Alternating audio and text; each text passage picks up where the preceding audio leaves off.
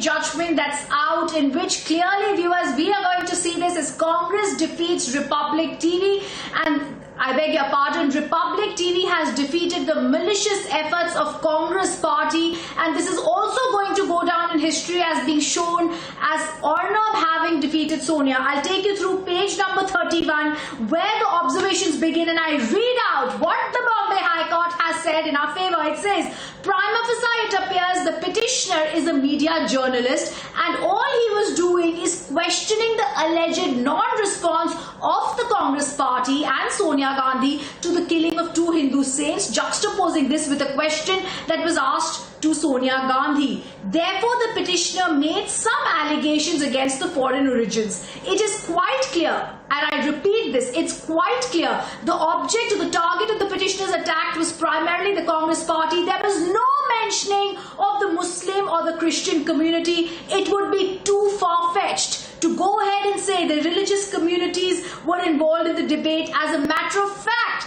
there was no reference to the Muslim community or the Christian community. Viewers, in para 54, finally the Bombay High Court has finally asserted the truth which Republic TV has been saying. There was no communal angle to this, as was being stated by top legal eagles of the Congress party, whether in the Supreme Court or in the Bombay High Court, when our lawyers were fighting the case. In para 55, they go on to say, para 56, the court says, while the transcript is long, considering the lengthy debate, what is unmistakable is the debate was centered around a very sensitive object, that is the killing of two Hindu sadhus. Petitioner highlighted that this killing, petitioner is Arnab, had highlighted this killing took place in a state where the Congress party was part of the ruling dispensation. The crux of the questioning was related to the response of the Congress party in general. What is deductible is the petitioner had accused the Congress party of being silent for this unfortunate incident. It cannot be said any offence is being constituted by the petitioner of provoking rioting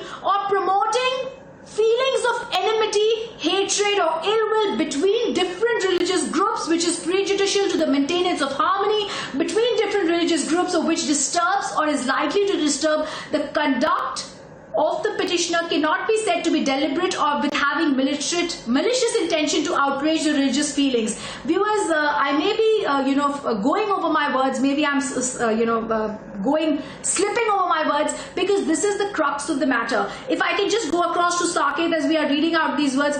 Saket, para 59, page 34 says, we also go across to FIR number 137, that is the Bandra FIR.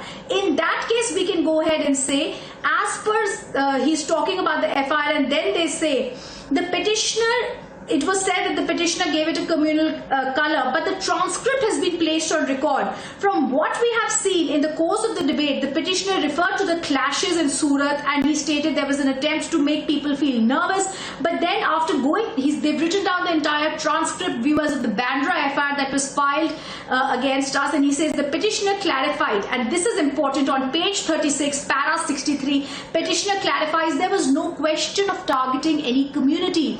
It's a fact the incident had taken place outside the Jama Masjid. He further clarified, and they are reading out after having gone through the entire transcript, viewers, the Bombay High Court judges, in their wisdom, the Honorable High Court says, the petitioner, that is Arnab, clarified by saying if the same incident had happened outside Siddhivinayak temple or any other temple, he would have said the same thing and asked the panelists not to bring religion into every issue. I'm going to go straight towards the last points here. And para 67, viewers, is on freedom of press. They say, we've already referred to these observations. India's freedom will rest safe as long as journalists can speak to the power without being chilled by a threat of reprisal. Free citizens cannot exist when the news media is chained to adhere to one position. This is also a message to the state government and advised to the state government in Maharashtra to not pull down freedom of press. And not only Maharashtra, I would say even West Bengal, where similar incidents of trying to muzzle the voice of the freedom of press is taking place. The High Court says we cannot have the spectacle of a Damocles sword hanging over the head of a journalist while conducting a public debate.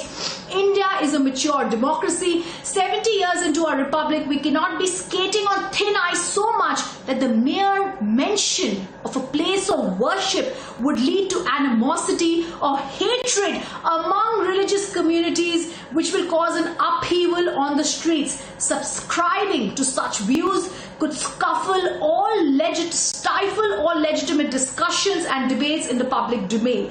Finally, the court says, beyond this, the court will not comment. Finally, viewers, para 69, page 38, where Justice Chagla, Justice Bhuyan say the petition is admitted, all further proceedings are suspended, interim order will be there will be no coercive steps, and finally, this is how victory is achieved for truth and for freedom of press. They've gone through all the FIRs, they've gone through word by word of a 50-minute transcript and a 50-minute show for whatever the Congress party said, whether it's in the Palghar incident and the Bandra incident.